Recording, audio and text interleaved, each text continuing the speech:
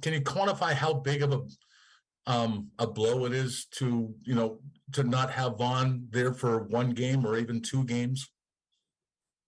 Well, he's a good. I mean, he's a future Hall of Famer for a reason. That said, we've got to move forward this week, and the person or the people responsible to step in and step up have got to do the job, and that's the way it goes. I know injuries are part of the game, but does it kind of, do you throw your arms up sometimes, given how banged up, this team has been through the entire course of the season, with one guy coming in and one guy going down? Yeah, part of the game. Unfortunately, injuries are a part of the game. Real proud of the guys and the way that they've stepped in and they've stayed resilient through the journey. So real happy with what they've been able to do, and the coaches the same way. There's been no complaining from the coaching staff or anything like that. So real proud of what they've done as well. Thanks, Sean. Sure. Hey, Sean, just going off the topic of injuries, and I talked about it a little bit after the game last night, but what did you see from Trey when he was out there after being able to look at the tape? And I guess just your, initial thoughts on his limited amount of work out there after not being out there for a year. Right, Heather. I thought he looked really strong. He looked really good, moved well, played physical. I think it was a good step in the right direction there.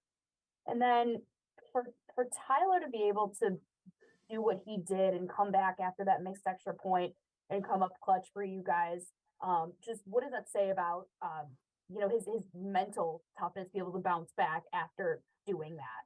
Yeah, I love that. I think it's a great example for all of us and for, kids out there, youth athletes, the same way as it is for the rest of our football team here to make a mistake, if you will, and then to be able to reset and have the mental toughness to go back into your process, as he said, and come out and get another opportunity and make the most of it. I think really says a lot about his mental toughness.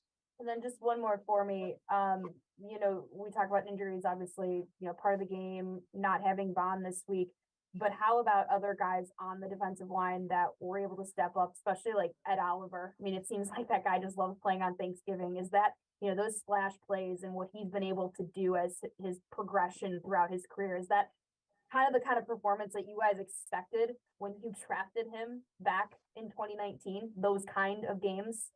Yeah, you could feel him. And I thought at times he was dominant yesterday. You could feel his level of play, his intensity, his emotion. That was fun to watch and great to see. And that shows everyone what he's capable of. And that's the new standard for him. And we look forward to watching that going forward as well. Thanks, Sean. Appreciate it. Yeah. Coach Mookie Hawkins, Waffle Sports 1080. Welcome back. Good, Mookie. Good to see you, buddy. Yes, sir. Gutsy win yesterday. I know you loved how your team showed character down the stretch there, but 11 weeks in, how do you feel about the selection and play design of your offense? Selection, give me more as to what your selection and play design. I'm not really sure. Selection at times, or I guess down in distance, more or less. Play calls by down and distance. Yeah, and down the distance situations, more or less, of selection is more or less of, certain type of plays that's being called. Say for instance, more or less of what we talked about yesterday of running the ball down the stretch inside the red. From your view of watching tape after the game. Yeah, I thought we did some good things. We were, I think, 3 for 4 in the red zone. Obviously, had the one turnover. We want that one back. The guy made a good play as well, and so got to give him a little bit of credit there too. And always want to be 100% in the red zone. It's important to your point that we've got to be able to run the ball physically in the red zone also. And I thought at times we could have done a better job with that. So we're always continuing to try and improve our football team in the red zone in this case. Me putting them in the right position with the play calls and as coaches, we always look back and first and foremost look at ourselves and making sure that we're doing the best we can to put them in those positions. So we're not stopping here. We've got to continue to do a lot of work and get some things cleaned up. Absolutely, Coach, and I do appreciate the answer there. But I know to you, man, fundamentals is law. You preach it, you teach it, man. And since it's bye week, at times, you guys have struggled, and man, you got a lot of dogs on this roster. But we do know there is a doghouse when players isn't performing to those standards. Will there be any changes made if that continues as far as guys out there performing a lack of fundamentals?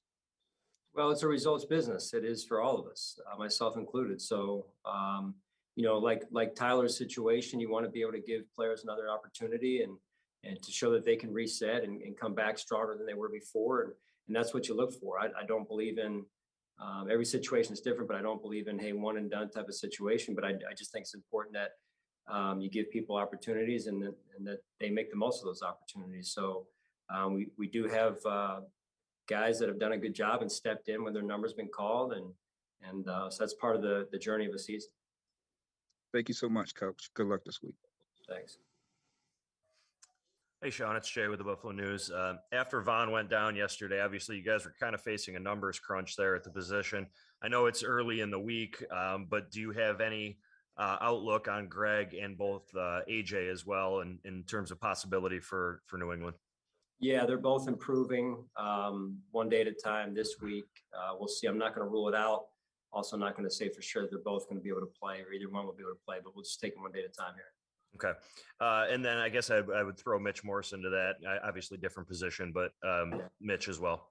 Yeah, same. He's in that same boat. I would say Rousseau, Edmonds, Epinesa, Mitch Morse, same thing.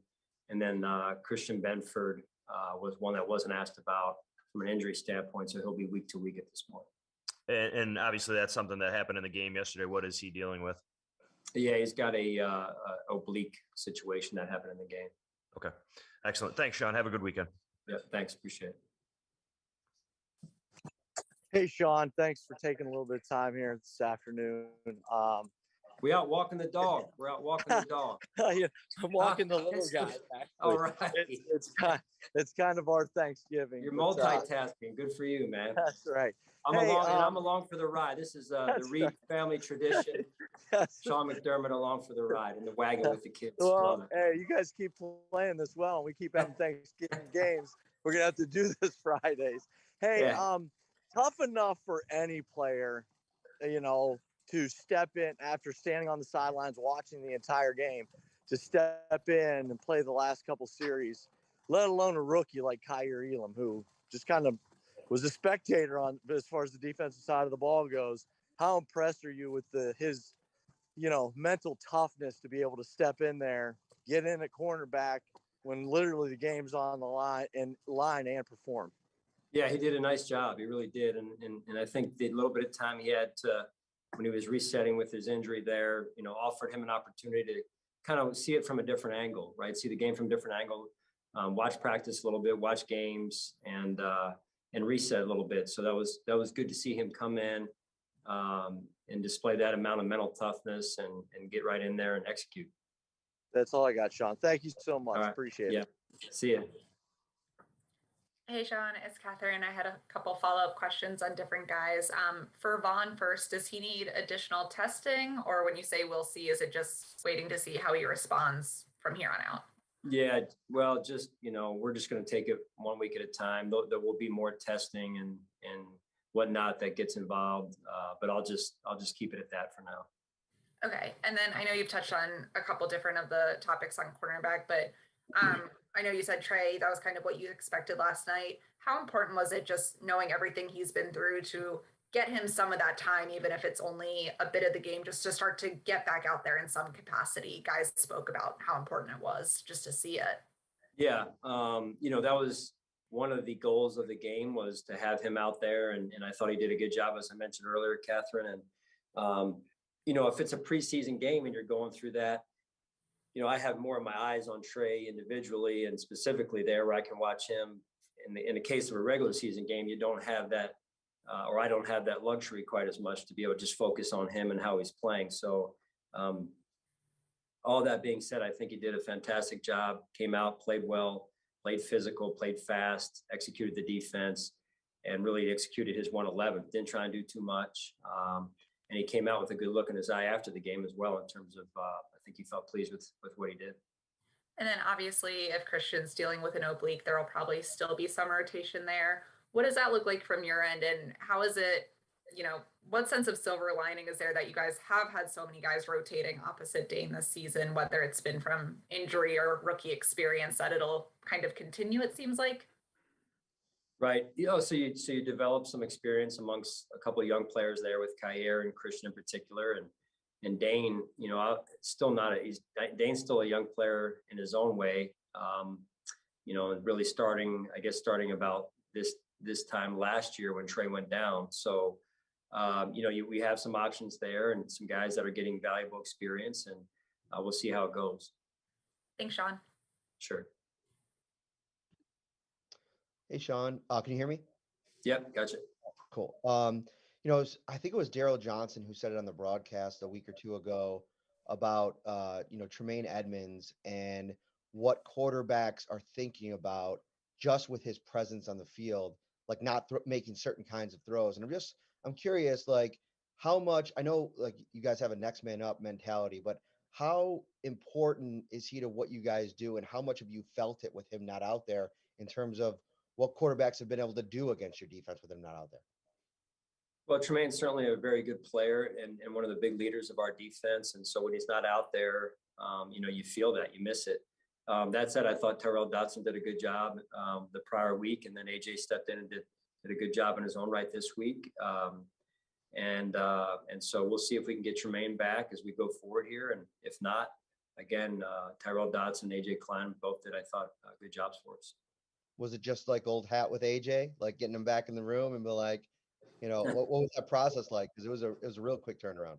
Yeah, it was. He did a good job. There were some plays I know he wants back, but I thought he made some good plays as well.